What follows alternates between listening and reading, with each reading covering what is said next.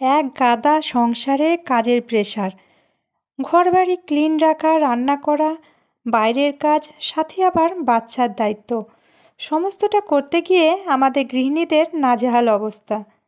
সব কিছু পরিপাটি করে রাখার সাথে সাথে আবার টাইম ম্যানেজমেন্টও তো করতে হবে। সময়ের সাথে সাথে কাজ না করতে পারলে কত কাজ বাকি থেকে যায়, সাথে থেকে যায় টেনশন। তাই আজকে স্মার্ট গৃহিণীদের জন্য স্মার্ট টাইম ম্যানেজমেন্ট টিপস নিয়ে কথা বলবো।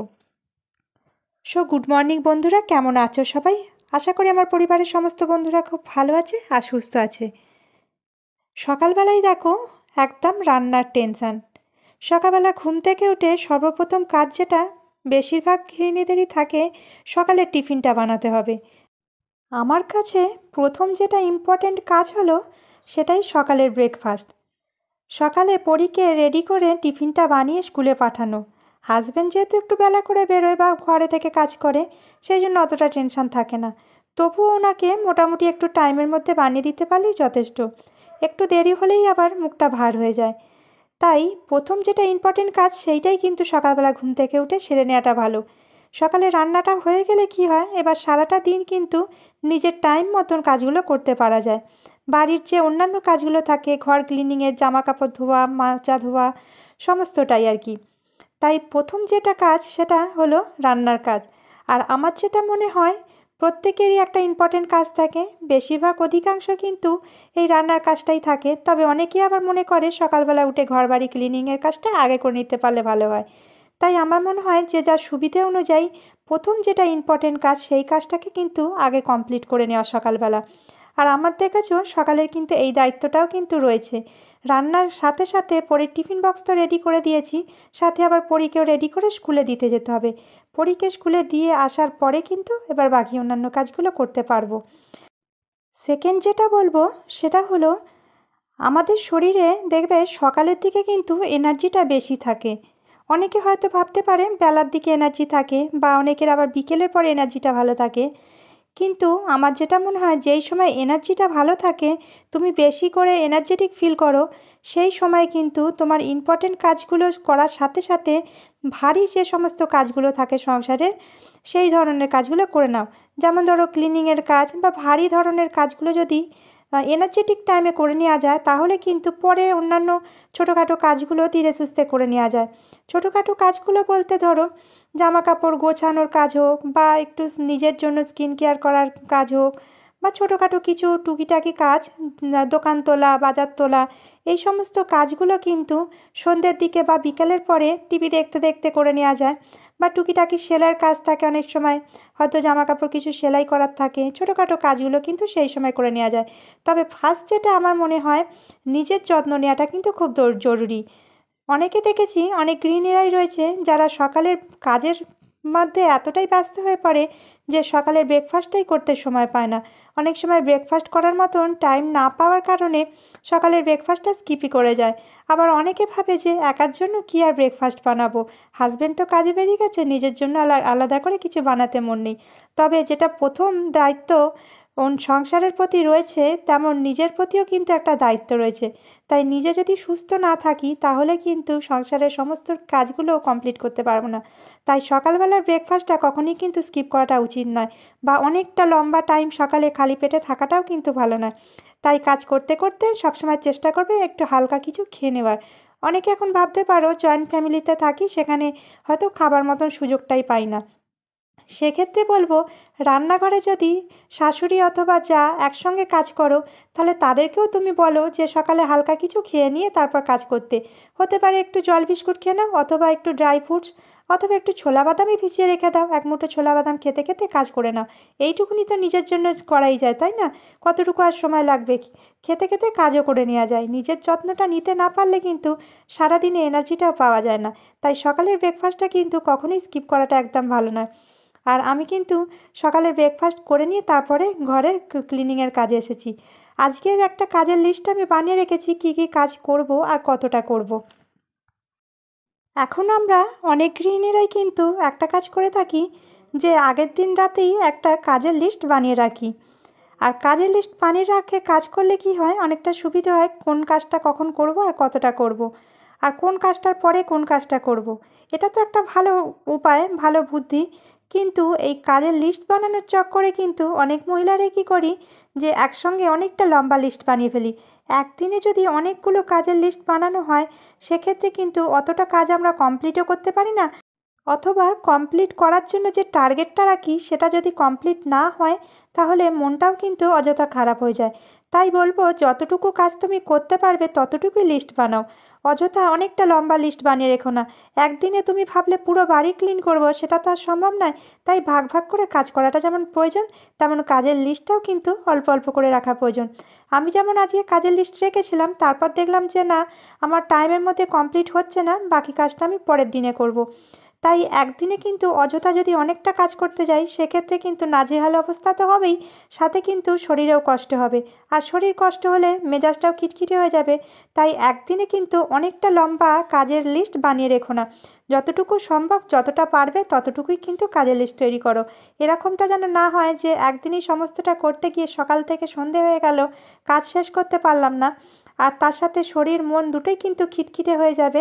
সেইটা করতে যেও না, তাহলে কিন্তু টাইম ম্যানেজমেন্ট করতে গিয়ে কিন্তু শরীরের ওপর এফেক্ট পড়ে যাবে। নিজের শরীরের যত্ন নেওয়াটাও কিন্তু প্রয়োজন। আর আমি এখানে পরীর বুক সেলফটা গুছিয়ে নিলাম। আজকে বেডরুমটাই ক্লিন করবো ভেবেছিলাম, তবে ফার্নিচার কিছু সরাইনি, যতটুকু ওপর ওপর আর কি ডাস্টিং করে নেওয়া যায়। ঘরের ভিতরে হলেও না, মানে ধুলোবালি পড়তেই থাকে, সেই জন্য একটু হালকা ডাস্টিং করে নিলাম। আর তার সাথে পরীর বুক শেলফটা রোজেরই মোটামুটি অগোছালো হতে থাকে, একদিন দুদিন ছাড়া ছাড়াই আমি এগুলোকে একটু ক্লিন করে দিই। আর এগুলোও যেন ভীষণ পরিমাণে ধুলো পড়ে যায়, সেই জন্য হালকা হাতে একটু ডাস্টিং করে দিলাম। আজকে না এই ডাস্টিংয়ের কাজগুলো করতে পারলাম একটাই কারণে, রান্নার ঝামেলাটা আজকে একটু কমই রেখেছিলাম। আর রান্নাটা যে সকালবেলায় তাড়াতাড়ি কমপ্লিট করে নিয়েছি। আজকে পরীকে একদম সিম্পল ভাত ডাল আর তার সাথে বাঁধাকপির তরকারি করে পাঠিয়েছি। আর আমাদেরও দুপুরে হয়ে যাবে, দুপুরের আর আলাদা করে রান্না করব না। মাঝে মাঝে কী করি, এরকম ভাত ডাল করে পাঠিয়ে দিই পরীকে, যাতে করে ভালো খাবারের সাথে সাথে বাড়ির এই তৈরি ডাল ভাত খাওয়ার অভ্যেসটাও থাকে। না হলে কী হবে, সবসময় যদি বাচ্চাদের আমরা প্রত্যেক দিন আলাদা আলাদা টিফিন বানিয়ে পাঠাই, তাহলে বাচ্চারা সবসময় চাইবে মা কিছু ভালো রান্না করে আমাদের জন্য পাঠিয়ে দিই। আর বাড়ির যেহেতু সিম্পল একদম ভাত তরকারি খাওয়াটাও শিখবে না, সেই জন্য বাচ্চাদেরকে সব রকম অভ্যেস রাখাটা কিন্তু প্রয়োজন রয়েছে। আর আজকে যেহেতু রান্নার সেরকম ঝামেলা ছিল না, আমি কিন্তু এইসব এক্সট্রা কাজগুলো করতে পারলাম না। আর তার সাথে কী বলো তো, রাতের বেলা কাজ একটু এগিয়ে রাখলেও কিন্তু সকালবেলা ঘুম থেকে উঠে অনেকটাই সুবিধে হয়। রাতের বেলা আমি সবজিটা কেটে রেখে দিয়েছিলাম, তার সাথে রান্নাঘরের বাসনগুলো ধুয়ে মেজে রান্নাঘরটা তো পরিষ্কার করে রেখে দিই, মশলাটাও বেটে রেখে দিই, যাতে করে সকালবেলা ঘুম থেকে উঠে রান্নাবান্নাগুলো তাড়াতাড়ি কমপ্লিট করতে পারি। আর আমার মতন অনেক গৃহিণীরাই রয়েছে যারা কিন্তু রাতের বেলায় অনেকটা কাজ এগিয়ে রাখে। এখন প্রত্যেকেই কিন্তু চেষ্টা করে রাতের দিকে বা সন্ধ্যের দিকে কাজ খানিকটা এগিয়ে রাখার। এটা কিন্তু একটা ভালো সুবিধে বা ভালো একটা বুদ্ধি। রাতের বেলা যদি অনেকটা কাজ এগিয়ে রাখা যায়, তাহলে কিন্তু অনেকটাই সুবিধা হয় সকালবেলা উঠে, বিশেষ করে সকালের টিফিনটা বানাতে। আর এদিকে দেখো, আমার বেডরুমটা কিন্তু একদম ক্লিন হয়ে গেছে। আমি বেডরুমটা অনেকটাই ক্লিন করেছি, তবে ফার্নিচার কোনো কিছুই সরাইনি, শুধুমাত্র ডাস্টিং করেছি। তার সাথে বেডের এইগুলোতেও প্রচুর পরিমাণে ধুলো পড়ে যায়, সেগুলোকেও ক্লিন করে নিয়েছি। আর বেডরুমটা ক্লিন থাকলে কিন্তু দেখতেও ভালো লাগে, আর মনটাও না একটা আলাদা রকম শান্তি পাওয়া যায়। এতক্ষণে বেডরুমটা ক্লিন হলো। একটু ভালো করে পরিষ্কার করতে গেলে একটু সময় লাগে ঠিক কথা, কিন্তু পরিষ্কার হলো ভালো করে। আজ আর এক্সট্রা কাজ কিছু করব না, কিন্তু জামা কাপড় ধোয়ার আছে সেগুলোকে ধোবো। আবার চুলটাতে একটু হেনা লাগাবার আছে, স্নান করার আছে, অনেকটাই টাইম লাগবে। কিন্তু তার আগে 5 মিনিট রেস্ট নেবো, তারপরে। টায়ার্ড হয়ে গেছি প্রচুর পরিমাণে ক্লিন করতে করতে। জল খেয়ে এবার 5 মিনিট বসবো, তারপরে আবার কাজ করব। একভাবে কন্টিনিউ কাজ করতে থাকলে কী হবে, কোমরে ব্যথা হবে, টায়ার্ড হয়ে যাব, আর যেন মেজাজটাও খিটখিটে হয়ে যাবে বেশি একভাবে কন্টিনিউ অনেকটা কাজ করতে গেলে। তার থেকে আমার যেটা মনে হয় কাজের মাঝখানে 5 মিনিট একটু ব্রেক নিয়ে নিলে সেটা সুবিধা হবে। 5 মিনিট বসবো, একটু 5 মিনিট মতন রেস্ট নিয়ে চলে এসেছি রান্নাঘরে। সকালে জলখাবারের কিছু বাসন ছিল সেগুলো ধুতে।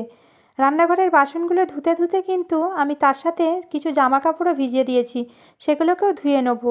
আগে হলরুমটা আর কিচেনটা পরিষ্কার করে নিয়ে তারপর জামা কাপড়গুলো ধুয়ে নেবো। একসাথে মাল্টিটাস্ক বুদ্ধি লাগিয়ে কাজ করতে পারলে কিন্তু অনেকটা টাইম ম্যানেজমেন্ট হয়। আমি যেমন এখানে বাসনগুলো ধুতে ধুতে জামাগুলো ভিজিয়ে দিয়েছি, ভাবলাম যে সেগুলো ততক্ষণ ভিজে যাক, তারপরে ধুয়ে নেবো।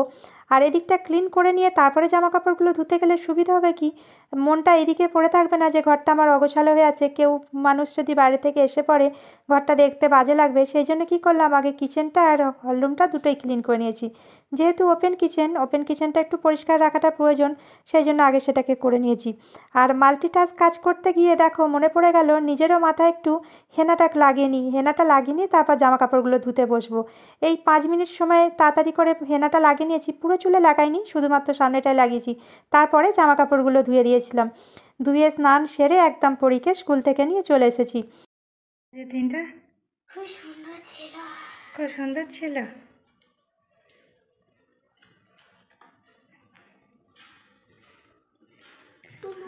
বিকেল 4টে মতন বাজে প্রায় এখন।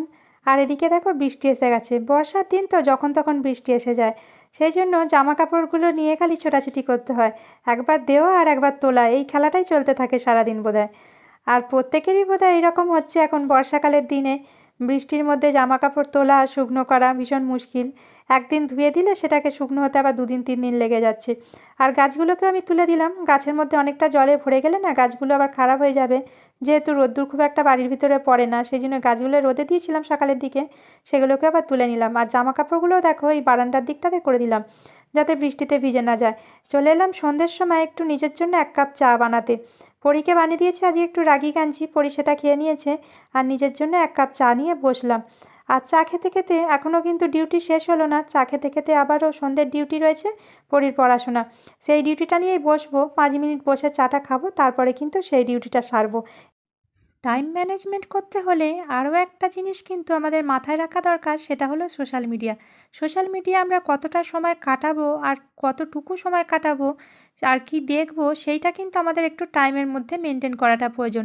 কেননা একবার মোবাইলটা হাতে নিয়ে বসে পড়লে কিন্তু সময়টা কোথা দিয়ে কোথায় চলে যায়।